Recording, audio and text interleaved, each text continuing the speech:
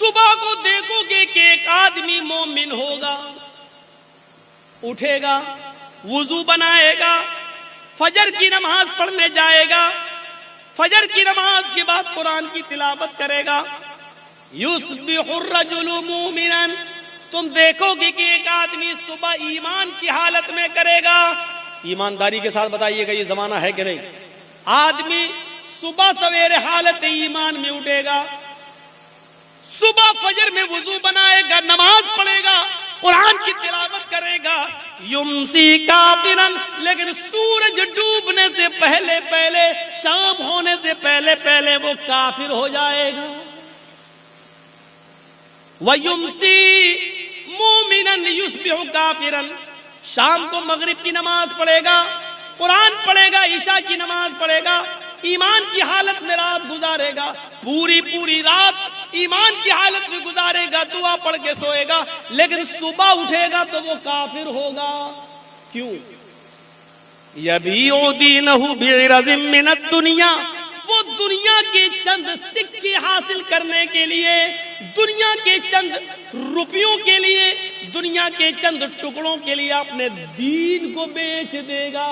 हमने कितने दाढ़ी वाले देखे हैं और जर्जिस हमने अपनी आंखों से देखे हैं। सुबह आदमी नमाज पढ़ा है, रोजा भी रखा है, हाँ नफली रोजे से भी है, नमाज भी पढ़ा है, हाँ उसको कोई टिकट मिल गया है, सरपंच का टिकट मिल गया है, मुखिया का चुनाव लड़ रहा है, या चेयरमैनी का या एमएलए का टिकट उसको मिला है, मुसलमान है, नाम उसका मोहम्मद से शुरू हो रहा है, सब कुछ है, नमाज पढ़ता है, कुरान की तिलावत भी करता है, फजर में तो ऐसे उठा, लेकिन शाम होने से पहले पहले हमने देखा है कि वो गैर मुस्लिमों के वोट पाने के लिए अपने चेहरे पर टीका भी लगा लेता है, मंदिर में भी चला जाता है और मूर्ति के ऊपर वो फूल और माला भी चढ़ा लेता है। अल्लाह के नबी फरमाते हैं यबीउ दीनहु बिइरज़िम मिनद दुनिया, सुबह उठेगा तो मोमिन होगा, शाम होने से पहले पहले, सूरज डूबने से पहले पहले काफिर हो जाएगा। वो अपने दीन को दुनिया के चंद टुकड़ों में बेच देगा। देख लो, अपने इलाकों में देख लो, आसपास के एरियो में देख लो, ऐसा मंजर आप एक नहीं 50 जगह मिल जाए। और लोग क्या, अरे साहब हिंदुस्तान में रहना तो क्या, हम क्या हिंदू नेता लोग क्या रमजान के महीने में टोपी नहीं लगाते हैं? तो आप क्या चाहते हैं कि वो कर रहे हैं तो हम भी वही करें? हमारा मुल्क, हमारा देश और हमारे मुल्क का कानून अपने मजहब पर अमल करने की हमें पूरी इजाजत देता है। हाँ, दूसरों के मजहब से हमें नफरत नहीं होनी चाहिए, लेकिन आप इस हद तक गिर जाएं कि हालत ईमान में उठें और शाम होते होते आप उसी रंग में रंग जाएं। सूरत हाल आप देख रहे हैं। जरा Mumbai high court, Maharashtra high court और आप उड़ीसा हाई कोर्ट वगैरह की के रिकॉर्ड उठा के देखें और वहां की सरकारों के नियम और कानून देखें तो आपको पता चलेगा कि ये क्या प्लानिंग हो रही है। महाराष्ट्र गवर्नमेंट ने यह कानून पास कर दिया है कि जितने भी कॉलेजेस और यूनिवर्सिटीज हैं, मेडिकल वगैरह हैं, उनमें अल्पसंख्यक में सबसे ज्यादा मुसलमान ही हैं। ईसाई और यहूदी और मुसलमानों सब अल्पसंख्यक में आते हैं, लेकिन निशाना हमारे ऊपर है। अल्पसंख्यक लड़कियों को 50% एडमिशन दिया जाए। मैं पूछना चाहता हूं कि आपको हम मुसलमानों की लड़कियों की इतनी फिक्र क्यों हो रही है? 50% का कोटा छोड़ दो, 10% का कोटा ही हमारे मुसलमान लड़कों के लिए क्यों नहीं रख देते हो? मुसलमान लड़कों के लिए कोई कोटा नहीं। यूनिवर्सिटीज में, कॉलेजेस में, नौकरियों में लड़कियां अल्पसंख्यक यानी मुस्लिम लड़कियां 50%। और ऐसा कब हुआ? जब नागपुर में एक मीटिंग हो गई। और नागपुर में मीटिंग किसकी होती है बताने की जरूरत नहीं है, समझ गए होंगे आप।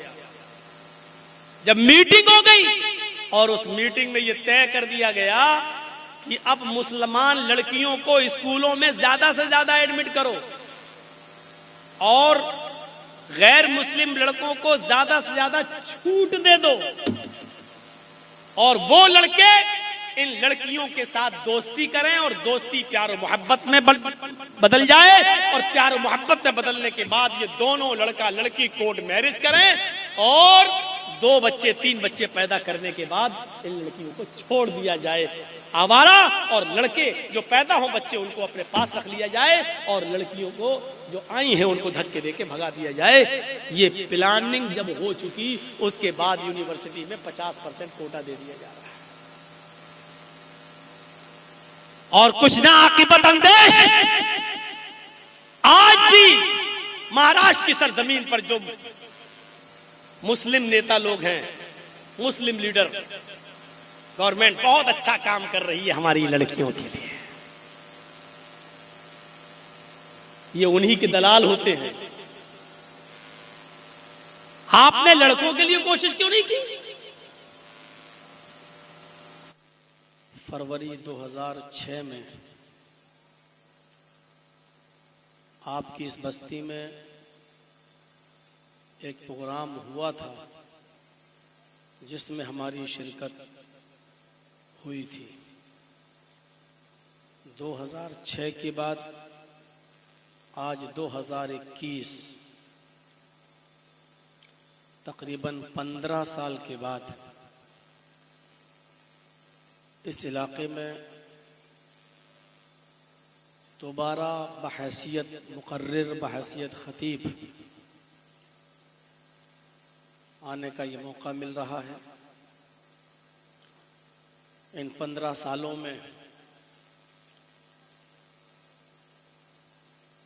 बहुत से हालात का सामना आपने भी किया होगा, हमने भी किया है।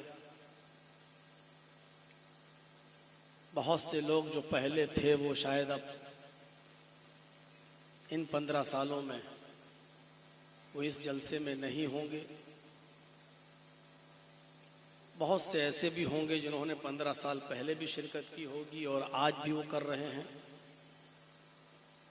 जो बाहयात हैं, अल्लाह रब्बुल आलमीन उनकी ज़िंदगी इस्लाम पर कायम रखे,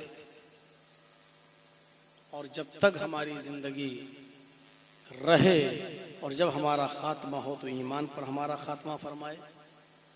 जो लोग इस दुनिया से जा चुके हैं, इलाहुल आलमीन उनकी कब्रों को नूर से भर दे, उनके गुनाहों को माफ़ फरमा कर उनकी रूह को आला इल्लीन के अंदर जगह अता फरमाए। इजलास इसलिए रूनमा होते हैं और कराए जाते हैं कि मुआशरे में, हमारे समाज में, हमारी सोसाइटी में जो ईमानी कमज़ोरियाँ पनपने लगती हैं और हम किताब व सुन्नत से दूर हटकर शैताने लईन के रास्ते पर चलने लगते हैं, कुरान और हदीस की रोशनी में इस्लाही बातें बताई जाएं, और जो आमाल हमारे ईमान को कमज़ोर कर रहे हैं और जिनमें हम मुलव्वज़ हैं उनको दूर करने की कोशिश की जाए। ये हमारे इजलास का मकसद होता है।